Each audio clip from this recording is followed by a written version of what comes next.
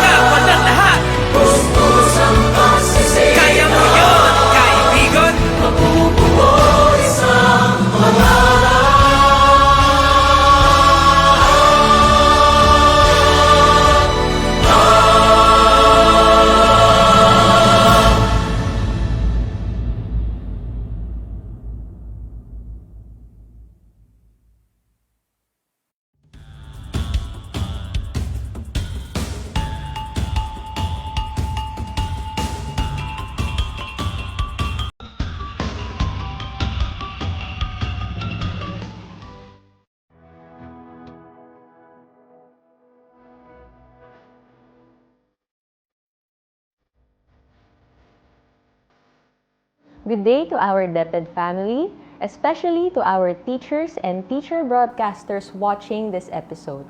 I am Bianca Manas of the BHROD Human Resource Development Division, and welcome to Episode 3 of the Rpms Philippine Professional Standards for Teachers School Year 2021 to 2022.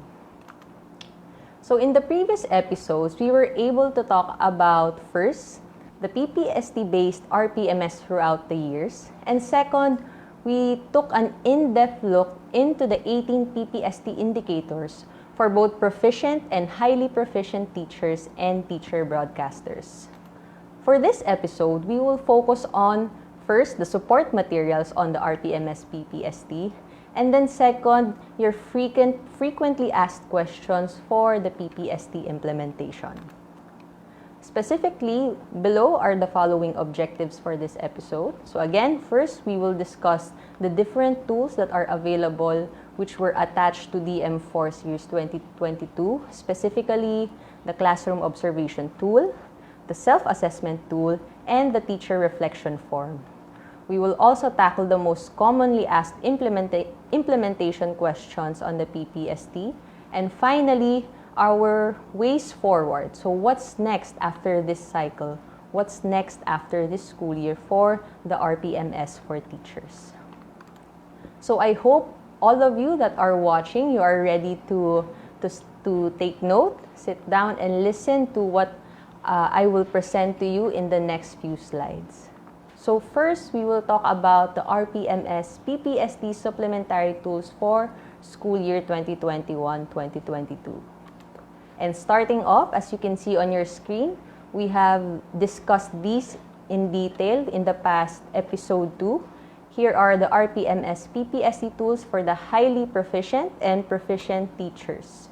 So this tool, we discussed it in detail. All 19 indicators of our regular teachers are included in these tools. And as a reminder again to everyone watching, the Rpms-Ppst tools for the proficient and highly proficient teachers are to be used by our regular teachers and our part-time teacher broadcasters. In the same manner, we also presented to you the Rpms-Ppst tools for our full-time proficient and highly proficient teacher broadcasters. So similar to the tool for regular teachers, these tools contain all 19 indicators plus the plus factor, objective 19, that our full-time teacher broadcasters will use for this school year.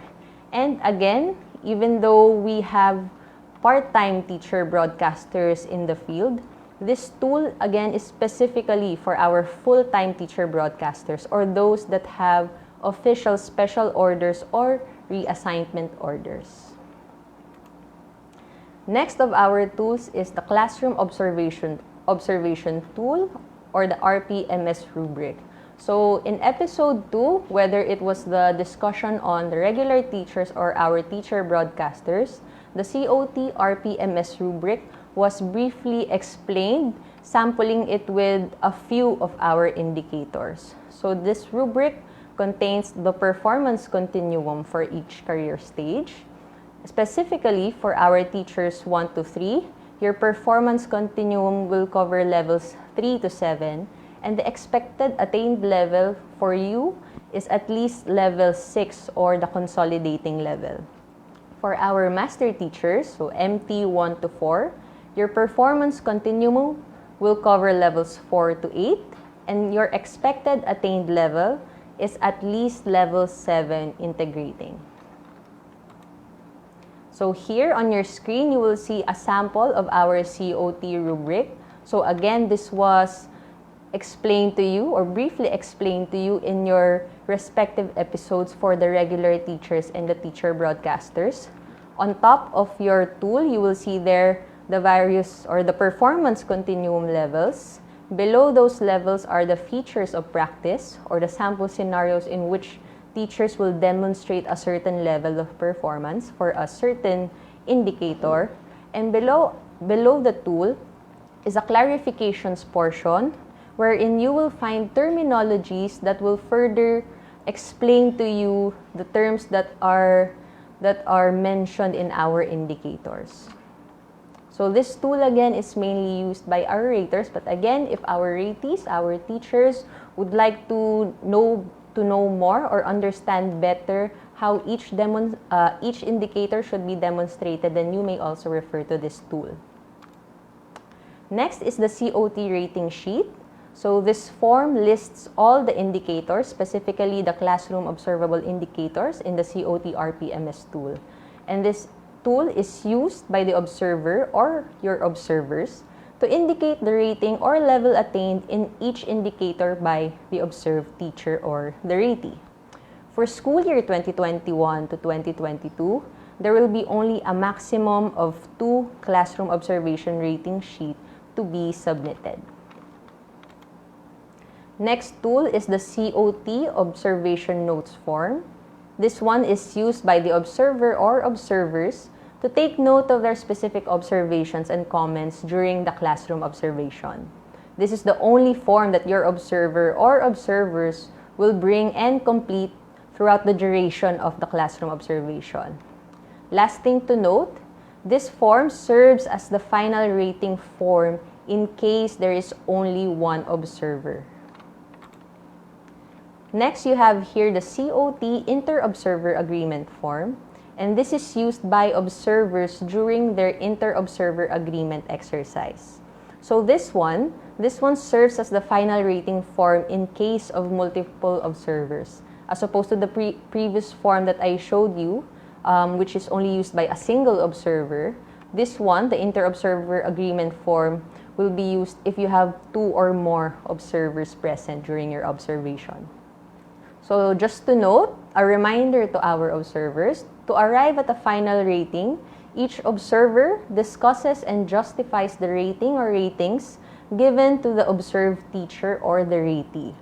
The final rating is not the average of the ratings given, but rather the rating agreed upon by all the observers. So the final rating must be unanimous. Next, the teacher reflection form or the TRF plus the TRF rubric. So if you can recall in our episode 2, regardless if you are a regular teacher or a teacher broadcaster, regardless if you are a highly proficient teacher or a proficient teacher, the TRF may be one of your MOVs, specifically for Objective 9 or Objective 10. So this TRF form is used by our teachers who, again, do not have learners with disabilities, giftedness, and talents as described in Objective 9, or if you do not have any learners from indigenous groups as described in Objective 10. So on the right part of your screen, you have there the TRF rubric, which will be used by your raters as a guide in grading the TRF form, which the ratee accomplished. So let's take a closer look at each of the forms. On your left, you have the teacher reflection form. So you will notice that on top of it, it will require you to answer some details. So your name, the name of your rater, the date you submitted this form, and the subject and grade level that you are teaching. At the bottom of those information being requested, you have there the directions on how you will answer this reflection form. You can see there the objective that the form is referring to. And then also below the objective is the prompt or the scenario in which you will base your reflections. At the rightmost part of your screen, you will see there the TRF rubric. Again, this will be used by your raters in determining or assessing your reflections, the ones that you put in your TRF form. Okay, and last of the tools, you have here the self-assessment tool or the SAT. So this has been a common tool that was issued to our teachers ever since we rolled out the PPST, and this is one of the tools used to assess your performance. So it can be used as a starting point for informal purposes of self-reflection or to clarify performance expectations and determine which competencies to focus on. It can also be used to monitor the progression or improvement of a teacher's competencies and validate whether the interventions provided are effective. So here are a summary list of all the tools that you will need for this school year. You have here a total of 9 supplementary Rpms-Ppst tools, which you can download in the link provided on your screen. So again, on your screen you have there the Google Drive link wherein you can download all references, all supplementary materials that you need for our RPMS implementation. And we remind everyone to again, please double check the email that you are using when you access the Google Drive. Make sure that you are using your official DepEd email address so that you can view or download the resource materials. Okay, now moving on to our frequently asked questions. So as soon as we issued DM4 Series 2022, we have been receiving feedback from the field with regards to the implementation or some clarifications when it comes to the DM. So let's take a look, and I hope that we will be able to address your concerns. Okay, first, will there be adjustments to the timeline of RPMS-related activities? Our short answer is yes. So as you can see on your screen, you have there a table containing the phases of the RPMS cycle in the first leftmost column, followed by the specific task or activity for each phase of the RPMS cycle. You have there the old schedule as described in DM4 Series 2022. And you have here at the rightmost part the adjusted schedule. So allow me to briefly explain to you the adjustments on the timeline. So in the first phase of our RPMS, the first activity is the start of RPMS cycle and the start of your portfolio collection. You will notice that we retained the old schedule, which is August 1, 2021. The reason being, in our DepEd RPMS guidelines or DO2 Series 2015, when we talk about performance covers an entire year, so a whole year. If it's at the school level, that's an entire school year. When in the case of non-teaching, for central office, regional office, or SDO personnel, that's an entire calendar year. So since we are talking about coverage of performance, there was no need for us to adjust this because even though the DM4 was released last February 2022, we are still being monitored after every performance period for an entire year. So that is why we retained August 1, 2021. Next activity for phase 1 is the self-assessment with initial development planning. So the old schedule was September 2021, but in our adjusted schedule, we moved this to February 2022 to March 2022 to give time to our teachers, to the school level, to do their SAT and their initial development planning. Next and final activity for phase 1 is the capacity building activity or the presentation of RPMS tools in the time of COVID-19.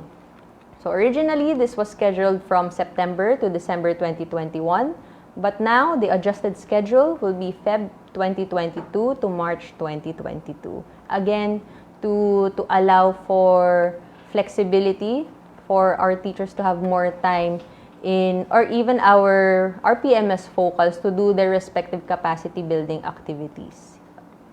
Next, for phase 2, you have here performance monitoring and coaching. Our first activity or task is the monitoring and coaching. So the old schedule has also been retained. The monitoring and coaching process will still go from August 2021 to July 2022. Same reason as our first activity. When we talk about monitoring and coaching, we monitor the entire performance for the whole year, for the whole school year or for the whole calendar year. That's why we retained it. Next activity, mid-year review with development planning. Originally, it was set for Feb 2022, but now we adjusted it from March 2022 to April 2022. So at this point in time, when you are watching this, your respective schools should already be conducting your mid-year review activities. Moving on to phase 3, performance review and evaluation. you have there the year-end review, which happens a week after scheduled graduation. So, and we retain that same schedule since we are still in the middle of the school year. And for phase 4, the performance rewarding and development planning, we have there your ways forward development planning. We also retain that it should be conducted a week after graduation. And then lastly, the IPCRF data collection, we also retain that this should be done a month after your respective graduation ceremonies. So please take note of the adjusted RPMS timeline on your screens. Okay, next, what are the weights per objective? So recently, we issued DM-HROD-2022-0189 or the updates on the Rpms-Ppst for school year 2021-2022. Because in the DM4 Series 2022, we were not able to include the weight allocation per objective. But through this memo signed by Yusek Cabral, dated Feb 15, 2022, on your screen, you will see there that objectives 1 to 18 is equal to 5%. So 5% per objective. And when you sum all those up, that will be a total of 90%. And for your objective 19, which is your plus factor, that's 10% for a total weight of 100% for all 19 indicators. So you may be asking, Ms. Bianx, isn't there a provision in DM2 Series 2015 wherein the KRA or the plus factor shouldn't be higher than our mean KRA? So that's correct. But if you check on your screen, you have there our summary table of indicators. You will see that the domains 1, 2, 3 until 7 has corresponding KRA equivalents. So when you look at your respective tools, whether proficient or highly proficient, you will see there your KRAs, which also equates to the PPST domains. And below each column, you will see there the total computed weight per KRA or per domain.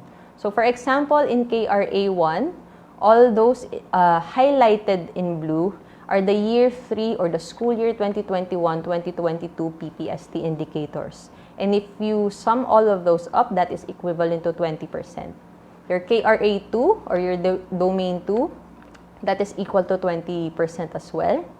Your KRA3, which is a combination of domain 3, 4, and 5, all of those are equivalent to 20%.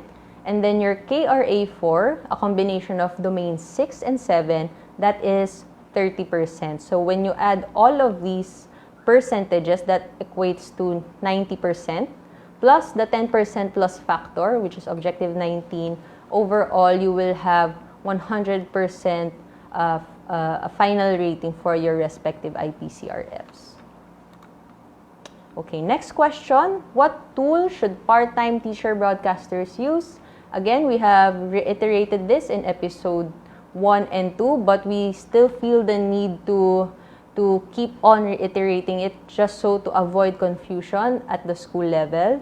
If you are a part-time teacher, again, if you are a part-time teacher broadcaster, the tool that you will use is the Rpms-Ppst tool for regular teachers.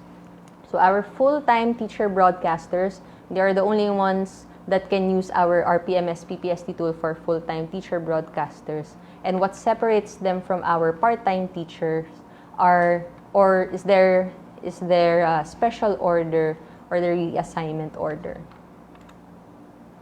Next question.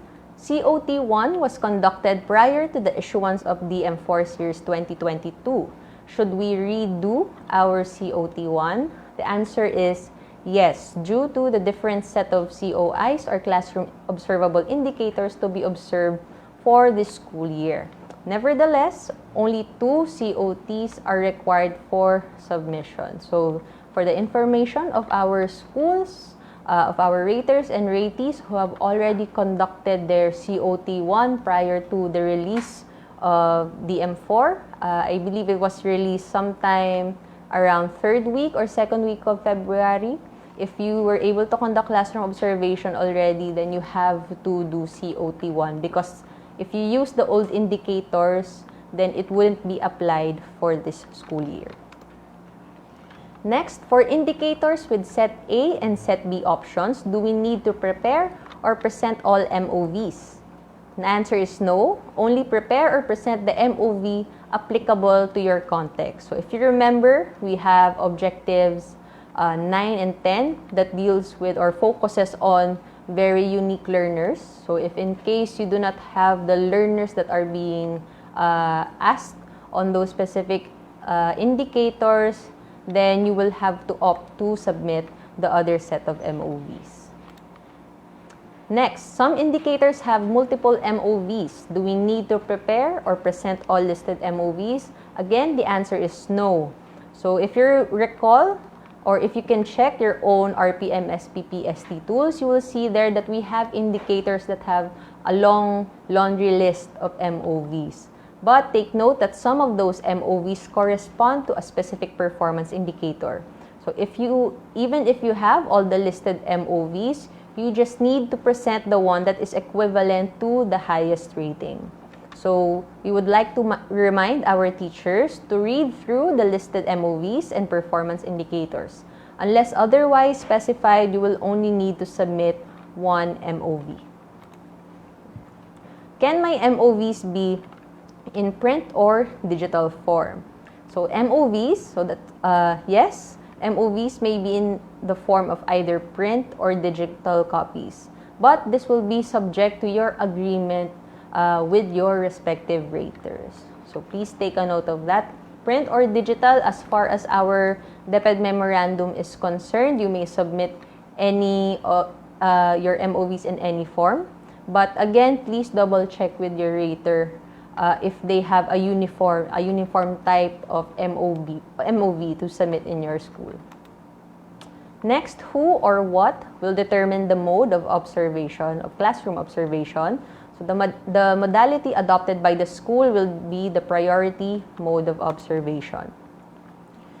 For example, my school adopts 2 to 3 learning modalities, or we adopted blended learning for the school year. What do I consider for observation? So first, if online synchronous is one of your modalities, if it's possible in your school, take option 1 or the online synchronous as the sole mode of observation. If online synchronous or option 1 is not possible, then take option 2, the observation of a video or audio lesson. If options 1 and 2 are neither applicable, then that's the time you will take option 3 or observation of a demonstration teaching via LAC. Can I shift between modes of observation? No, you only use one mode of observation for the entire school year. The reason being so that schools are able to manage the modes of observation they adopt, and also to avoid any abuses when we conduct classroom observation. Next, how many observations are required for school year 2021-2022? Again, only a maximum of 2 observations are required for this school year. Can I be observed in a physical classroom setting? Yes, provided that your school is one of the selected schools that successfully passed the school safety assessment for the conduct of limited face-to-face classes. So schools that did not pass the school safety assessment is not allowed to conduct any on-site classroom observation. So again, let us prioritize the health and safety of employees. So even if your school is authorized to conduct online on-site classes, and you are able to foresee any risks or possible challenges that may happen during the conduct of on-site classroom observation, then if you can, let's opt for the other 3 options, either the online synchronous learning, the online synchronous observation, the asynchronous observation, or observation through LAC session. How many observers can be present during the conduct of on-site classroom observation? So based on our RPMS manual, it is recommended that 2 to 3 observers sit for an observation, provided that usual protocols on physical distancing are strictly observed. However, as I mentioned earlier, if challenges in schedules or availability or any potential issue on the safety of the teacher, the observer, or the learner is foreseen, only one observer shall be allowed. Next, will there be an EIPCRF and an ESAT for this school year? The answer is yes. An EIPCRF and an ESAT will be released as soon as both tools have been finalized. So currently, our Etools on the PPST are still under development. So please watch out for our advisory or DepEd memorandum on the release of those tools. Okay, so those are the frequently asked questions for our Rpms-Ppst implementation. Again, if you have any other questions or clarifications that we were not able to discuss in that topic or that previous portion, please do use our comment box and our secretariat will be happy to respond to your queries and clarifications in real time. So now we are on the last part of our discussion for episode 3, and that is the ways forward, or what's next for the Rpms-Ppst. So below are some of the things to look forward to when we talk about Rpms-Ppst in the coming year. So first, the development and issuance of the multi-year Rpms-Ppst guidelines. So as we keep on mentioning since the start of episode 1, this school year we were able to successfully download all 37 indicators of the PPST. So after the school year, what will happen? Starting school year 2022-2023, we will now begin cycle 2 of the 37 indicators. And in order for DepEd to avoid any delays in the issuance of our PPST indicators, the DepEd through the BHROD will issue the multi-year Rpms-Ppst guidelines. Meaning, in the said guidelines, we will be able to map out all the indicators that will be required or set for a specific school year in the next 3 years or 3 cycles. So watch out for our succeeding issuances on this one. Next is the development of an Rpms-Ppst tool for our distinguished teachers. So now that we have completed the tool for the proficient and highly proficient teachers, we will now work on the Rpms-Ppst tool for our distinguished career stage teachers. Next one, third, capacity building for our raters to maintain credibility and mitigate bias in the performance assessment. So ever since we have issued the DepEd guidelines on the PPST, we have been focusing on our teachers, on our ratees. But now, since we have completed all 37 indicators and after devoting 4 years on the PPST, focusing on our ratees, we will also now include in our priorities the Cap B for our raters, specifically on how to conduct proper and an objective performance assessment of ratees. Next, implementation of the new system of career progression for teachers and competence-based reclassification process. Next is enhancement and strengthening of PPST-aligned professional development interventions for proficient and highly proficient teachers, and this one is in partnership with NAYAP. So your LND, the LND interventions of teachers or their professional development interventions, we will be working with our NAYAP family to improve the various LND interventions that we can give to our teachers. And then lastly, we plan to also move towards the digitalization of our RPMS tools and the development of a national database for teacher performance. And that is it for our ways forward. So if you have any further questions or clarifications, whether it's on episode 1, on episode 2, or on episode 3, we encourage everyone watching this episode to please comment on our chat box below so that our secretariat can respond to them in real time. And if you have any, if ever you have any questions or concerns after watching this video, on your screen you see there our contact details.